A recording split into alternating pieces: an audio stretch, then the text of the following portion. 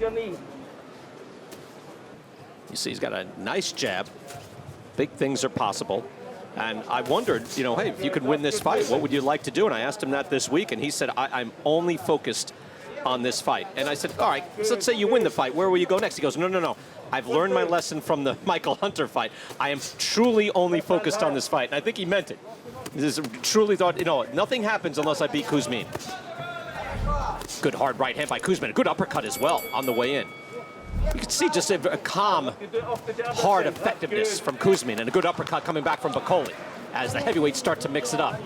Kuzmin is trying to time Bakole, but Bakole's fighting best behind that jab. He's longer, he's a little bit taller, and right now he's having success with that reach.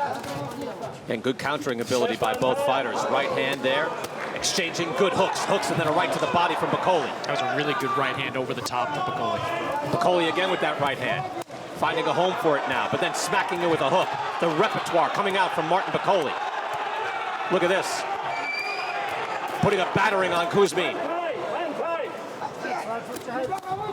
Uppercut lands by Bakole.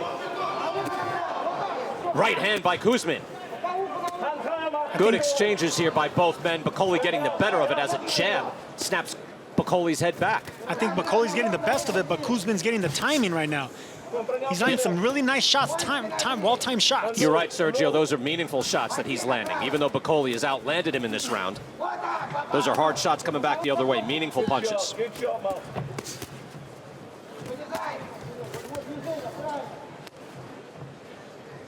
Look at that body. A long, fluid jab by Bakole. Final 30 seconds of round number 4. We've got another heavyweight bout up next. Hughie Fury, Marius Vach.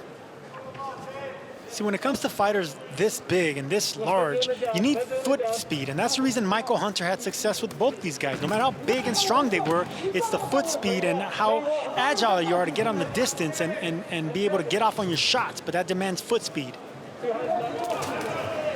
Boy, I love the Ricky Hatton era, too. That was exciting.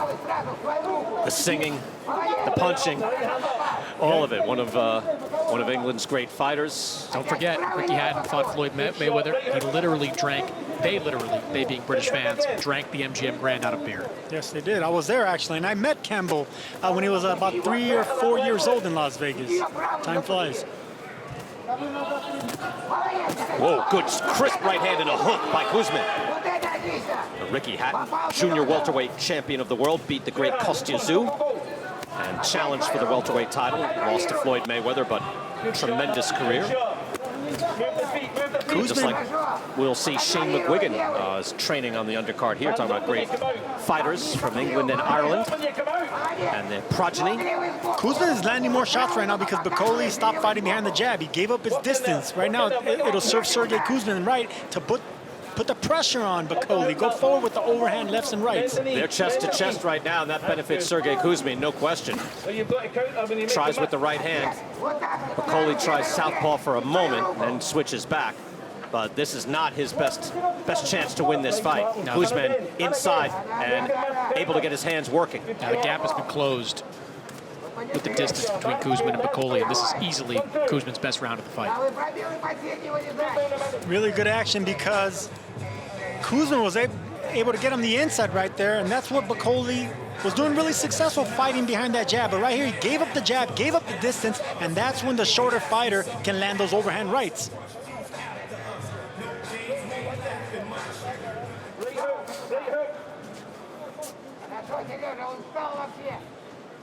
Sergio, it seems that anytime Kuzmin stands and resets, he's not going to win, right? I mean, if he's going to stand and look at Bakole, that's not going to be enough. No, the last 2 rounds were successful for Kuzmin, but now Bakole's back on the jab, and this is a fight where Kuzmin doesn't want to be at, especially at 33 years old.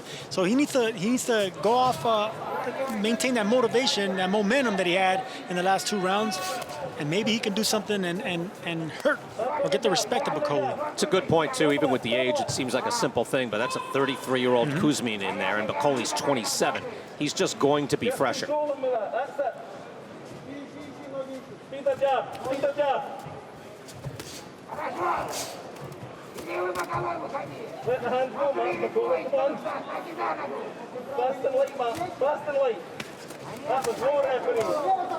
Bakole giving up his distance. He's already taken 3 overhand rights by Kuzmin. Kuzmin in his grill.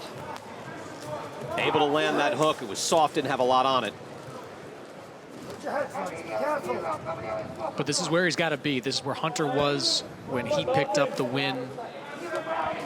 And that's where Kuzmin needs to be. He's got to be fighting on the inside, throwing big punches, forcing the action in there. That was a good uppercut by Kuzmin.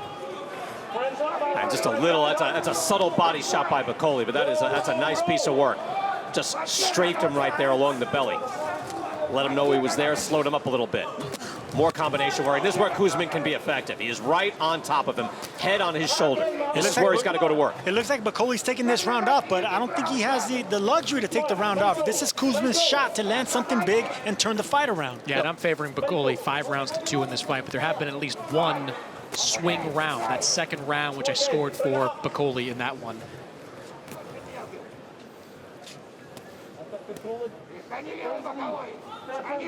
Kuzmin is trying to set up Bakole with an overhand right. He's throwing away jabs to the belly just to get Bakole to think the next shot's going to go down there and come over the top. I wonder if Kuzmin thinks he's got this round already, Sergio, because otherwise he can't throw away a round.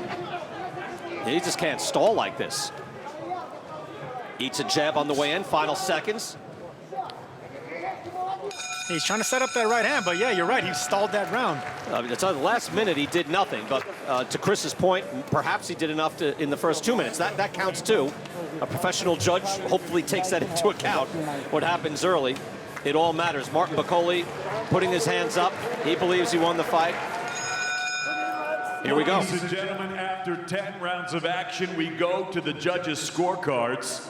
Marcus McDonald, 98-92. Mateo Montella, 97-93. Jordan Azikiev scored this contest 96-94. All 3 for your winner by unanimous decision. And the new WBC International Heavyweight Champion, Martin Bakole.